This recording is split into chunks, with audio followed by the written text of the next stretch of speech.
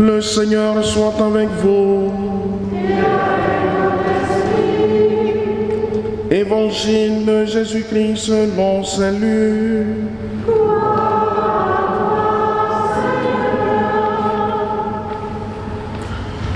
En ce temps-là, après son baptême, Jésus, rempli d'Esprit Saint, quitta les bords du Jourdain. Dans l'Esprit, il fut conduit à travers le désert, où pendant 40 jours, il fut tenté par le diable. Il ne mangea rien durant ces jours-là. Et quand ce temps fut écoulé, il eut faim.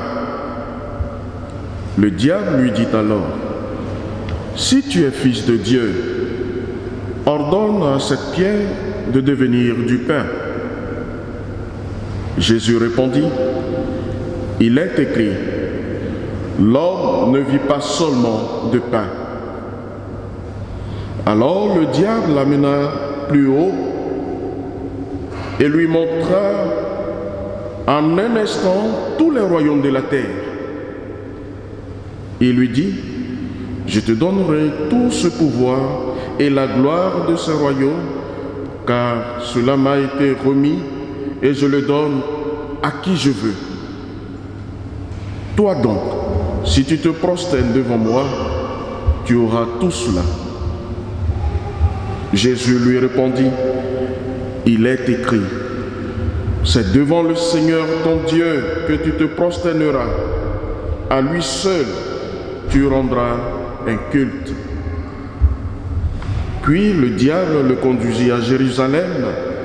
Il le plaça au sommet du temple et lui dit: « Si tu es fils de Dieu, d'ici jette-toi en bas, car il est écrit, il donnera pour toi à ses anges l'ordre de te garder, et encore, ils te porteront sur leurs mains, de peur que ton pied ne heurte une pierre. » Jésus lui fit cette réponse: « Il est dit, tu ne mettras pas à l'épreuve le Seigneur ton Dieu. » Ayant ainsi épuisé toutes les formes de tentation, le diable s'éloigna de Jésus jusqu'au moment fixé. Acclamons la parole de Dieu.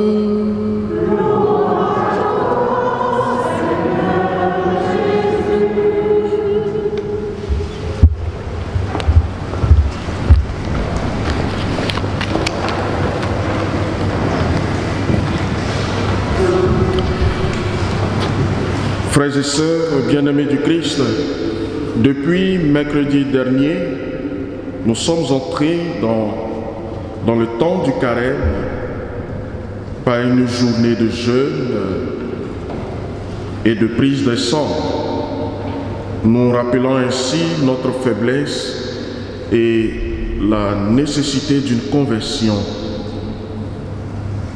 Ce temps est un temps de prière, un temps de pénitence, un temps de partage,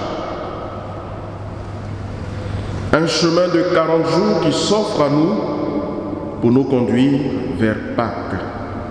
Nous sommes invités pendant ce temps de carême à nous rapprocher donc de Jésus pour le suivre et l'accompagner partout où il nous amènera, pour vivre avec lui et pour apprendre à aimer davantage Dieu. Oui, frères et sœurs, le carême est ce temps qui nous est offert pour nous laisser renouveler dans l'amour de Dieu, cet amour qui s'exprime dans la passion le vendredi saint et dans la résurrection du Christ le matin de Pâques. C'est simplement une démarche de foi que nous devons avoir. Et nous avons besoin de cette période liturgique pour nous aider à mieux participer au mystère de la mort et de la résurrection de Jésus-Christ. Ce temps nous permet de marquer une pause dans notre cheminement à la suite du Christ. Et la parole de Dieu, la parole nous dit que Dieu est amour. Dieu est amour. Il nous dit cet amour en tout temps et en tout lieu. C'est lui qui a manifesté cet amour au peuple d'Israël qui était opprimé en le faisant sortir de l'esclavage de l'Égypte.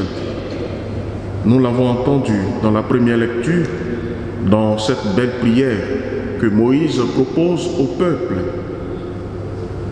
Il rappelle au peuple de Dieu comment il faut prier par la parole.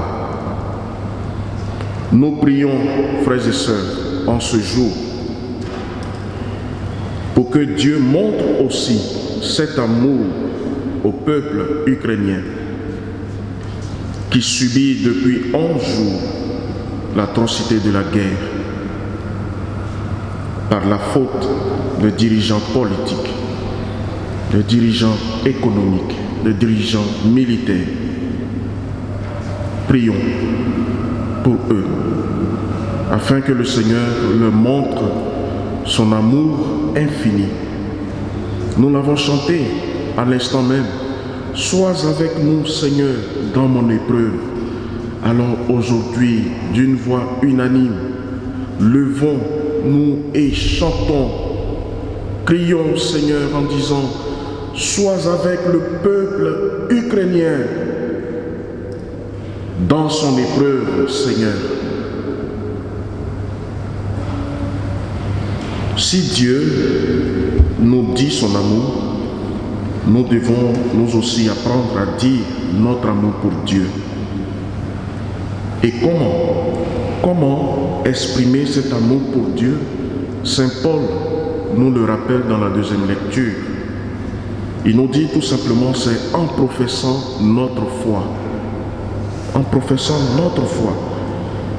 Dans sa lettre aux Romains, il dit, en proclamant notre foi, nous osons dire notre amour pour Dieu et nous obtenons le salut. Il n'y a pas besoin d'une grande déclaration.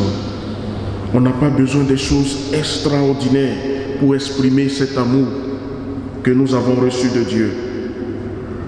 Saint Paul nous dit simplement, si de ta bouche tu affirmes que Jésus est Seigneur, si dans ton cœur tu crois que Dieu l'a ressuscité des morts, alors tu seras sauvé. Et il continue en disant, c'est avec le cœur que l'on croit pour devenir juste, c'est avec la bouche que l'on affirme sa foi pour parvenir au salut. Alors, frères et sœurs, il faut oser prendre la parole de vérité, celle qui est tout près de toi, celle qui est dans ta bouche, celle qui est dans ton cœur. Et avec l'évangile d'aujourd'hui, nous nous rendons compte que nous ne sommes pas à l'abri de la tentation.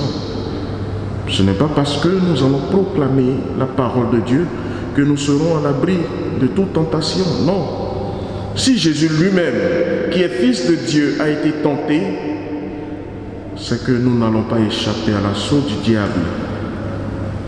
Dans tous les cas, sachez qu'il n'y a pas de vie chrétienne sans tentation. Toute vie chrétienne est tentée par le diable. Mais ce qui nous permet de sortir victorieux de cette tentation, c'est la parole de Dieu. La parole de Dieu est notre arme pour résister à toute forme de tentation et d'en sortir victorieux.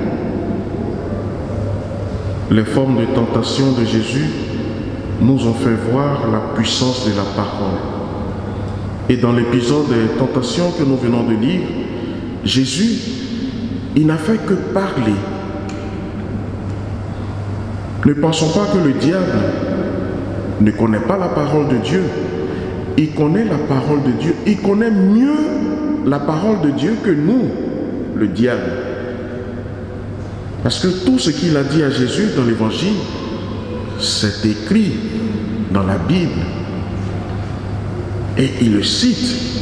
Et Jésus, il lui donne une réponse en prenant d'autres versets de la parole de Dieu. Alors, c'est un combat de parole de Dieu ici. Alors, qu'est-ce qu'il faut retenir? Qu'est-ce qu'il faut retenir? Dans nos moments de faiblesse, c'est en ce moment-là que nous sommes tentés.